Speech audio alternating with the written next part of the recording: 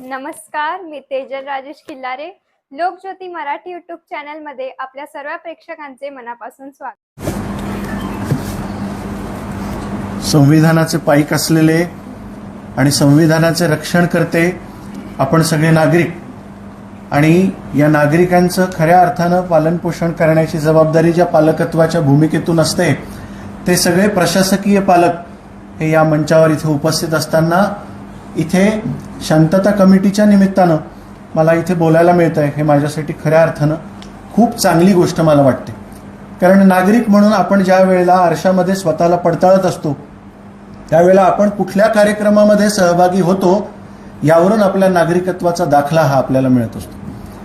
आणि म्हणून हा दाखला जर मला इथे मिळतोय तर नागरिक म्हणून मी कुठेतरी चांगल्या दिशेला प्रवास करतोय असा मला त्याचा तरी अभिमान हा या निमित्तानं इथे वाटतोय.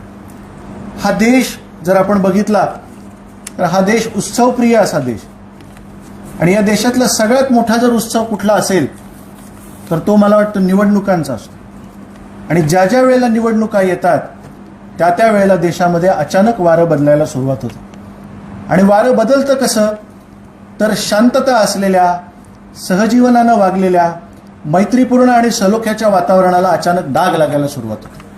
आणि मग नकळतपणे काहीतरी घटना या कुठेतरी घडायला आपोआप दिसायला लागतात. पण एक कायमस्वरूपी लक्षात घेतलं पाहिजे की या घटनांचा सामान्य नागरिकाशी दुरान्वयपण संबंध नसतो, त्याच्या धर्माशी सुद्धा संबंध नसतो.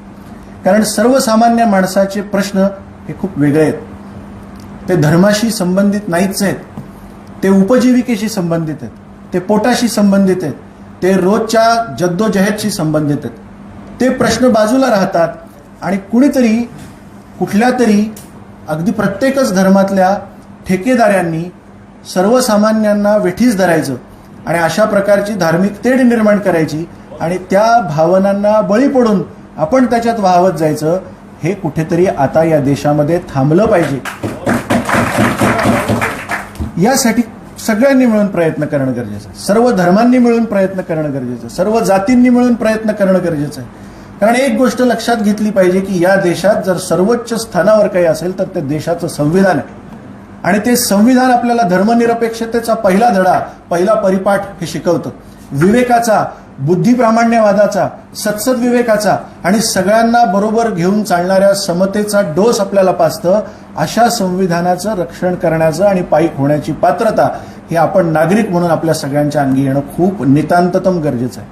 आणि ते जर आपल्याला करता आलं नाही तर आपल्याला वर जाऊन जे उत्तर द्यायचं आहे त्या उत्तराला मला नाही वाटत की आपण नजरेला नजर भिडवून उत्तर देऊ शकतो. आणि म्हणून हे सगळ्यात महत्वाचं आहे की हाडामासाचे आपण बनलेले आहोत. मी लहान मुलांचा डॉक्टर आहे. जन्माला येत असतानाच्या प्रत्येक बाळाला सगळ्यात पहिल्यांदा मी बघतो. त्याच्या अंगावर कुठलाच कपडा नसतो, त्याच्या अंगावर कुठल्याच धर्माचं लेबल नसतं. त्यावेळेला मी त्या बाळाला पाहिलेलं असतं आणि म्हणून ते बाळ निरागस वाटतं. पण जसं जसं त्याच्यावर कपडे चढतात, जसे जसे त्याच्यावर धर्माचे, जातीचे वेष्टनं चढतात, त्याला नाव चिकटवलं जातं, आडनाव चिकटवलं जातं आणि मग तो शाळेत येतो, शाळेतून कॉलेजमध्ये जातो, कॉलेजमधून तो व्यवसायात उतरतो. प्रत्येक ठिकाणी त्याच्याकडे बघण्याचा एक चष्मा असतो आणि त्या चष्म्यातून बघितलं जातं. हा चष्मा ज्या दिवशी पुसून स्वच्छ करू त्या दिवशी हा देश खऱ्या अर्थानं सुजलाम आणि सुफलाम झालेला असणार आहे.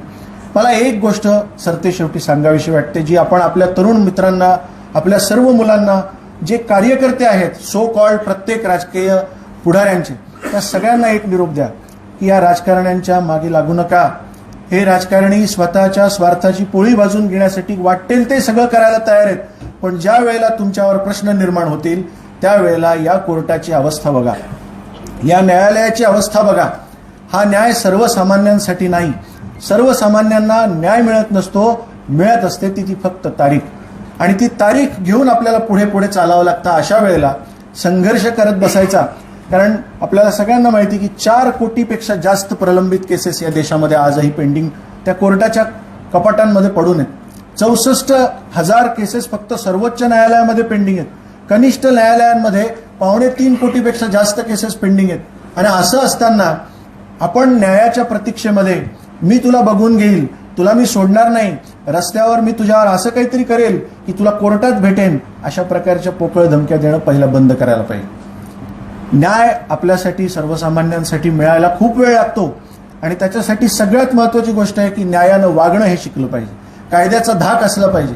पोलीस आहेत, प्रशासन आहे, ते आपलं काम करत आहे, ती यंत्रणा काम करते, त्या यंत्रणेला काम करू देण्याचं सहकार्य हे आपल्याकडून खरं म्हणजे अभिप्रेत असतं. ही सगळी मंडळी ज्या वेळेला शिक्षण घेत असतात त्यावेळेला त्यांना धर्मनिरपेक्षताच शिकवली गेलेली असते. आणि आता सर सांगत होते की या युनिफॉर्ममध्ये ज्या वेळेला एखादी व्यक्ती असते त्यावेळेला ती त्या सगळ्या धर्मांच्या वर असते. धर्म हा माझ्या घरापुरता मर्यादित राहायला पाहिजे. रस्त्यावर ज्या वेळेला मी येतो त्यावेळेला या प्रत्येक रस्त्यावर, या देशातल्या प्रत्येक रस्त्यावर संविधानाचं राज्य आहे हे अजिबात विसरून चालणार नाही. त्यामुळे कायद्याचा धाक असला पाहिजे.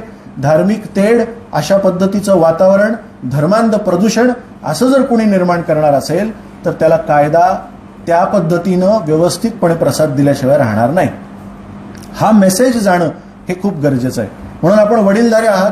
आपल्या आपल्या घरांमध्ये असलेल्या मोठ्या होणाऱ्या सगळ्या मुलांना हा निरोप खरं म्हणजे देणं गरजेचं आहे की बेरोजगार तरुणाईच्या समोर असलेल्या प्रश्नांना उकल देण्यासाठी प्रयत्न करा. हे असं कुठेतरी धर्मांध तेढ घेऊन निर्माण होऊन कुठेतरी राजकीय सलोखा, राष्ट्रीय सलोखा आमच्या देशातला, आमच्या शहरातला, कारण या शहराला खूप मोठं सांस्कृतिक वातावरण आहे, इतिहास लाभलेला आहे, इथे सगळे गुण्यागोविंदाने राहतात, इथे अर्थव्यवस्था ही एकमेकांवर अवलंबून असलेली आहे, आपले व्यवसाय एकमेकांवर पूरक असलेले आहेत. त्याच्यामुळे असं करून चालणार नाही की आज माझा धर्म आहे आणि माझ्या धर्माचं राज्य आहे. असं कुठल्याही धर्माचं राज्य नाही, इथे संविधानाचं राज्य आहे. हे आपल्या सगळ्या मुलांना, तरुणांना आपल्याला सांगणं हे नितांततम गरजेचं आहे. आणि मला असं सरतेशेवटी सगळ्यात महत्त्वाचं सांगावं असं वाटतं की आपल्या समोरचे जटिल प्रश्न हे अजूनही सुटलेले नाही आहेत. आणि आपल्या समोरचा सगळ्यात मोठा प्रश्न जर काही असेल तो पाण्याचा आहे, तो रस्त्यांचा आहे, तो विजेचा आहे, तो खड्ड्यांचा आहे, तो टोळक्यांचा आहे, तो अतिक्रमणाचा आहे, तो आपल्या मूलभूत गरजांचा आहे. त्याच्यासाठी कुठल्याही प्रकारचं जन आक्रोश मोर्चा निघताना दिसत नाही. त्याच्यासाठी कुणीही कुठलंही आंदोलन करताना दिसत नाही. त्याच्यासाठी कधी प्रशासनाकडे जाब विचारताना कोणी दिसत नाही. ही शोकांतिका आहे. नको त्या गोष्टींमध्ये आपल्याला भांडत ठेवायचं आणि मूळ प्रश्नांना बगल द्यायची. हे राजकारण्यांनी आजपर्यंत केलेलं कटकारस्थान आहे. या कारस्थानाला आज इथून पुढे आपल्याला बळी पडायचं नाहीये. आपल्याला एक चांगला नागरिक घडवायचा आहे. एक चांगला उद्देश आपल्या समोर असला पाहिजे.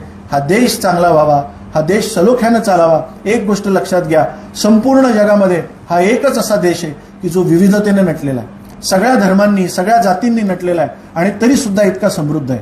तो कशामुळे समृद्ध आहे? तो आपल्या या विचारसरणीमुळे समृद्ध आहे. तो आपल्या या धर्मनिरपेक्षतेमुळे समृद्ध आहे. आपण सगळे एकमेकांच्या सणामध्ये, उत्सवांमध्ये सहभागी होतो, आनंद व्यक्त करतो, एकमेकांच्या सुखदुःखामध्ये मदतीला धावून जातो. हे कोविडमध्ये बऱ्याच चेहऱ्यांना मी बघतो की मी पाहिलेलं आहे. त्यावेळेला मी रस्त्यावर होतो, बरेचसे लोक रस्त्यावर होते आणि खांद्याला खांदा लावून काम करत होते.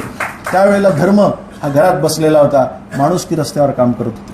आणि त्यामुळे या माणुसकीला सलाम करत या सगळ्या नागरिकत्वाच्या सगळ्या शपथा धर्मनिरपेक्षतेच्या वाटेनं जातील अशा स्वरूपाचं सगळं काही पुढे व्हावं ही शुभेच्छा देतो आणि थांबतो. धन्यवाद. धन्यवाद. लोकज्योती मराठी यूट्यूब चॅनलला सबस्क्राईब नसेल केले तर सबस्क्राईब करा, लाईक करा व अशीच नवनवीन माहिती मिळवा. नमस्कार.